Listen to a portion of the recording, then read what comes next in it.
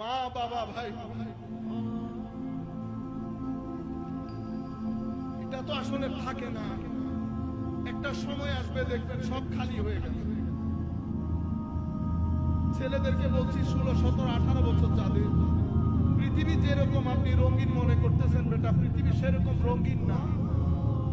আজকে মা বাবা আছে, কালকে থাকবে না।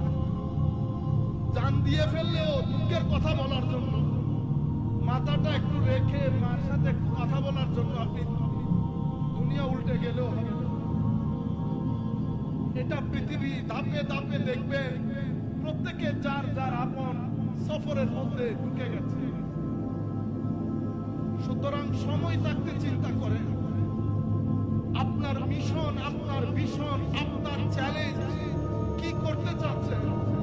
কিন্তু যখন মধুপোকার মতো হবে, তো মধুপোকা কিরকম? মধুপোকা ঘর বানাই কোথায়? পাহাড়ে। আর কোথায়? গাছের চূড়ায়। আর কোথায়? ছাদে। তো মধুপোকারে রিকোয়েস্ট করতে ইচ্ছে করে না, বাইরে একটু নিচে নাই, নিচে বানাইলে বড় অসুবিধা আছে। না, আমি সাইজে ছোট হতে পারি, কিন্তু আইকিউ চিন্তা আমার অনেক বড়।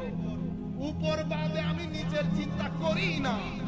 মানুষ আশরাফুল মাখলুকাত, সেরা জীব, কিন্তু আমাদের চিন্তা চেতনার মধ্যে আমরা আখতারুল মাখলুকাত। সবসময় নিচেরটা চিন্তা করি, কাকে ঠকাবো, কার মাহফিল বন্ধ করব, কার মাহফিলের মধ্যে লাইট বন্ধ করে দেব।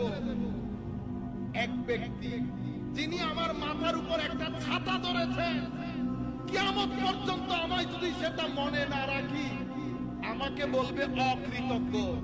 অকৃতজ্ঞকে আল্লাহ কোরআন শরীফের মধ্যে কুফর বলেছেন, কুফর। আপনারা বুঝতে পেরেছেন?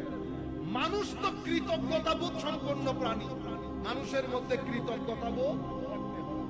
আপনারা বুঝতে পেরেছেন? চিন্তা শক্তি মহান রাখবেন, পবিত্র রাখবেন। তাসকিয়া, কি শব্দ? তাসকিয়া, পবিত্রতা।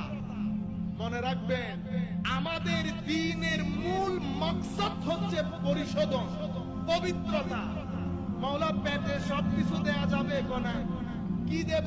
পবিত্র জিনিস।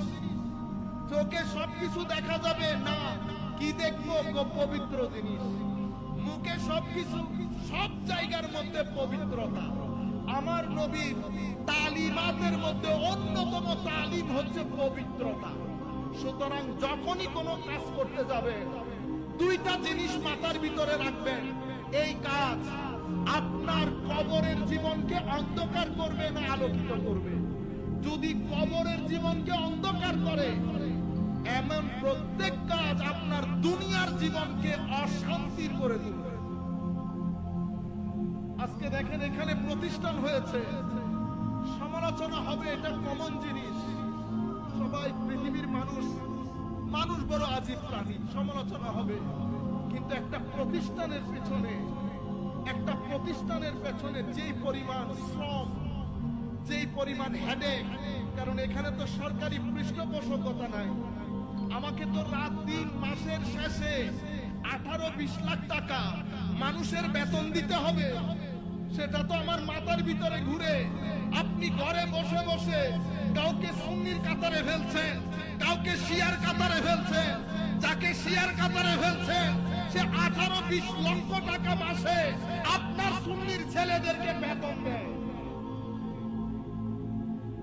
বুঝতে পেরেছেন এটা? সুতরাং আমি আপনাদেরকে বলবো, আল্লাহর ওয়াস্তে, ধরেন কেউ আমাকে গালিগালাজ করে ফেলেছে, খবরদার। আমরা তো পুঁটি মাছের চেয়েও কম। গাজালির মতো হুজ্জাতুল ইসলাম চলে গেছে, আহলে সুন্নাত রয়ে গেছে। কখনো ডিভাইড করবেন না, মানুষকে ঘৃণা করবেন না, মানুষকে কনভিন্স করতে শিখেন। অমুক এটা হয়ে গেছে, সমুক এটা হয়ে গেছে।